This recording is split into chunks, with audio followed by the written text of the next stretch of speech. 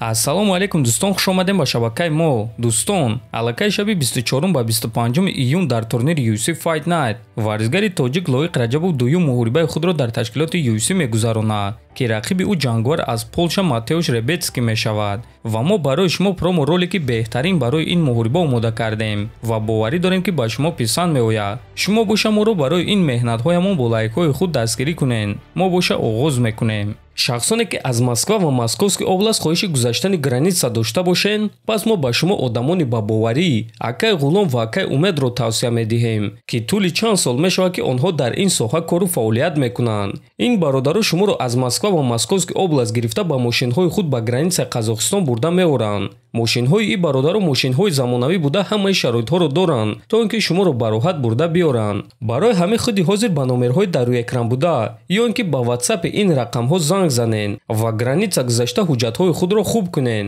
ва агар ки скидка гирифтан хоҳед, пас ҳатман аз номи канали мо Паҳлавон теҷа гап занед. роҳи сафед дӯстон. салом ба ҳама. мо мавсими нави шоу The Ultimate Fighter-ро оғоз мекунем ва мураббиҳои ин шоу Конор Макгрегор ва Майкл Чендлер мешавад. хабари фаврӣ. Али Абдулазиз хабар дод ки яке аз иштирокчиёни шоу The Ultimate Fighter варзигари тоҷик финалисти PFL Лоиқ Раҷабов мешавад. хабари нохуш. Лоиқ Раҷабов дар шоу The Ultimate Fighter баромад намекунад аз рӯи баъзе овозаҳо аз сабаби надонистани забони англисӣ. аз рӯи дигар овозаҳо боша Конор Макгрегор ҳамдастагони худро овард ва Лоиқро аз он ҷо ронданд. аммо менеҷери Лоиқ Раҷабов Фирдавси Ҳалим ба мо хабар дод ки Лоиқ дар турнири наздиктарин UFC баромад мекунад.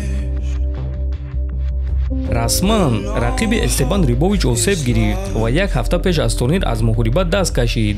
ба ҷои ӯ ба ин муҳориба варзигари тоҷик Лоиқ Раҷабов мебарояд. Лоиқ ва Эстебан аз як заланд ва якдигарро мешиносанд. ин муҳорибаи шавқовар мешавад.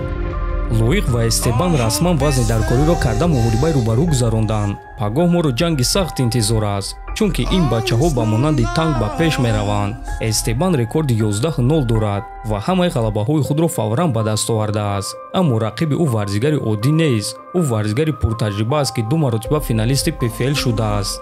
лекин ба ҳар ҳол ӯ ин муҳорибаро дар муддати кӯтоҳ қабул кард. савол дар он аст ки оё ӯ барои ин ҷанг омода ҳаст ё не. ин чизро мо пагоҳ мефаҳмем дӯстам. 5 марти 2023 сол турнири UFC 285 Эстебан Рибович зидди Лоиқ Раҷабов. вау, якум раунди беҳтарин. аз ҳисоби текдаунҳо якум раундро Раҷабов гирифт. вау бачаҳо, ин чӣ муҳориба буд. дуюм раунд ба анҷом расид ва Лоиқ проблемаҳои калон дорад. ӯро қариб ки ба нокаут равон мекарданд. оё дар ин як дақиқа ӯ худро барқарор карда метавонад ё не? беҳтарин муҳориба аз ҷониби ду дебютант, аҳсан ба ҳар дуяшон ва ғалабаи вазнин барои варзигари тоҷик Лоиқ Раҷабов. акнун Лоиқ Раҷабов ба UFC хуш омадӣ. варзигари тоҷик Лоиқ Раҷабов дар UFC дар байни дебютантҳо рекорд гузошт. ӯ дар якум муҳорибаи худ дар ташкилоти UFC 11 текдаун гузаронд. дебюти беҳтарин. эй, гӯш кунед. зарбаи рақиб дар дуюм раунд зарбаи сахт буд, аммо ман таслим намешавам. барои маро манъ кардан шумо бояд ки маро ба нокаут равон кунед. ман як ҳафта пеш аз турнир ин муҳорибаро қабул карда ғалаба ба даст овардам ва феъли худро нишон додам. дар ин ҷо феъли ман аз ҳама феъли сахттар аст. баъди моҳи Рамазон ман тайёрам ки боз ягон каси дигарро шиканам. ман бо ҷангварони топ 15 ҷангидан мехоҳам ва агар ки ман муҳорибаҳои дурахшон нишон надиҳам, бигзор ки роҳбарони UFC маро аз ин ҷо ронанд. ин ҷавон мақсади ҷиддӣ дорад ва мо муҳорибаи навбатии ӯро бесаброна интизор мешавем. шавқовар аст фаҳмидан ки рақиби навбатии ӯ кӣ шуда метавонад. 25 апрели соли 2023 хабари расмӣ. Лоиқ Раҷабов зидди Матеуш Ребецкий рӯзи 25 июн дар турнири UFC Fight Night. Раҷабов дар дебюти худ беҳтарин муҳориба нишон дод ва дар ташкилоти UFC рекорд гузошт. роҳбарони UFC аз баромади ӯ хеле шоданд, аммо ин дафъа низ ӯро санҷиши хеле сахт интизор аст, чунки рақиби ӯ Матеуш Ребецкий рекорди 17-1 дорад ва бисёри мутахассисҳо ӯро ғолиб мебинанд. аммо худи Лоиқ бо ин чиз розӣ нест ва ӯ боз ҳамаро ҳайрон кардан мехоҳад. Лоиқ танки тоҷики Раҷабов. оиди рақиб чӣ гуфта метавонам. ӯ ҷангвари сахт аст, ҳам дар замин ва ҳам дар стойка. стили ма бо стили ӯ монанд аст ва фикр мекунам ки мо муҳорибаи дурахшон нишон медиҳем. Матеуш Ребецкий.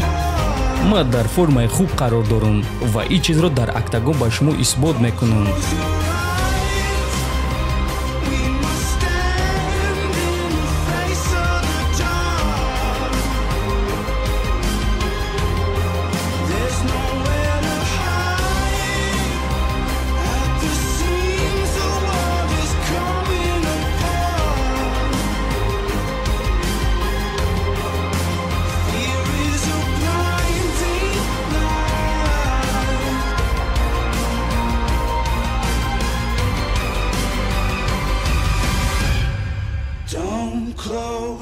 Матеуш Ребецкий зидди Лоиқ Раҷабов рӯзи 25 июн дар турнири UFC Fight Night